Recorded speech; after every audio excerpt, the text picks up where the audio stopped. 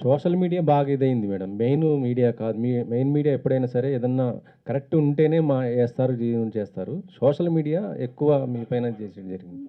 అవును. అవునండి. Social media గురించి మాట్లాడుతాను. ఇప్పుడు చిరంజీవి గారు పక్క రాష్ట్రం వాళ్ళకి కూడా అవార్డులు ఇస్తే మంచిది, బావుంటుంది, మిమ్మల్ని ఇన్స్పిరేషన్‌గా తీసుకుని అన్నారు. అక్కడెక్కడ బూతుందండి. ఆయన్నే పోయి వేసేస్తున్నారు మీరు ఇండస్ట్రీకి. మీకు, నాకు ఆయన ఎంత చేశారండి? ఇంకా చేస్తున్నారు ఆయన. ఆ సేవలన్నీ పక్కన పెట్టేసి ఆయనేదో మాట్లాడిందంటే అది కూడా అంటే ఇంక మేము ఎక్కడికెళ్తామండి? దాసనారాయణరావు గారు లేని లోటు కనపడుతుందండి.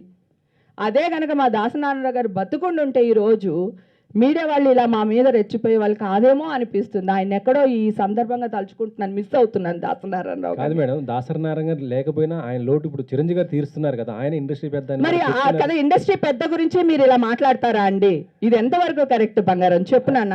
అదే సోషల్ మీడియా అంటుంది. మనం మెయిన్ కదా మీడియా కరెక్టే చెప్పట్లేదు. కదా! ఇప్పుడు టీవీ9 సోషల్ మీడియానా? మీడియానా? మెయిన్ దాంట్లో ఏసారు. ఎన్టీవీ సోషల్ మీడియానా? మీడియానా? బిగ్ టీవీ మీడియానా? సోషల్ మీడియానా? ఇప్పుడు సోషల్ మీడియా వాళ్ళు నేను అనడం ఎందుకు గడ్డి తిన్నారనుకోండి. మనం ఎందుకు తినాలి? హేమ మీకు తెలియదా? చిన్నప్పటి నుంచి ఇక్కడే చచ్చానుగా. ఆ! నా యుక్త వయసు అంతా ఇక్కడే జరిగింది కదా! నేను 14 ఇయర్స్ అప్పుడు ఇండస్ట్రీకి వచ్చాను. అప్పటి నుంచి ఈ సీనియర్ జనరేషన్ అందరూ నాకు తెలుసు. నేనేంటో మీకు తెలీదా? సో, పైగా ఏదో వేశారు. తర్వాత నేను బయటకొచ్చాను చెప్తున్నాను. నేను కాదబ్బా! నేను నల్ల పాలిష్ పెట్టుకున్నాను. నువ్వు వాడిన బ్లాక్ డ్రెస్ ఏసుకున్నాను. అప్పుడు కూడా వదలలేదు. అది పర్లేదు. ఒక 2 పెద్ద ఛానల్సు పాజిటివ్ వచ్చిందని వేసేశారు. ఇప్పుడు మీరు నన్ను అడిగారు కదా సార్ మీ బ్లడ్ రిపోర్టు ఏంటండి అని. మరి మీ వాళ్ళ దగ్గర బ్లడ్ రిపోర్ట్ ఉందా సార్ నాది? ఉంటే వేయమని చెప్పండి. ఎట్లా సార్ పాజిటివ్ అని వేస్తారు? కోర్టు నుంచి రావాలి కదా సార్.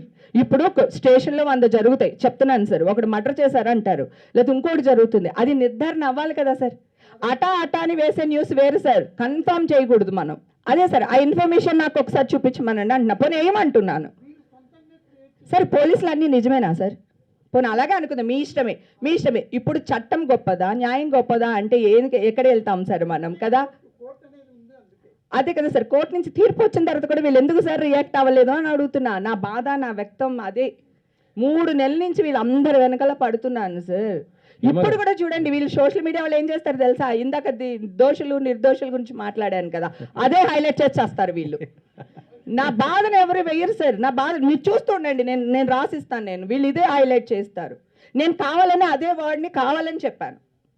తిరిగి చెప్పాను.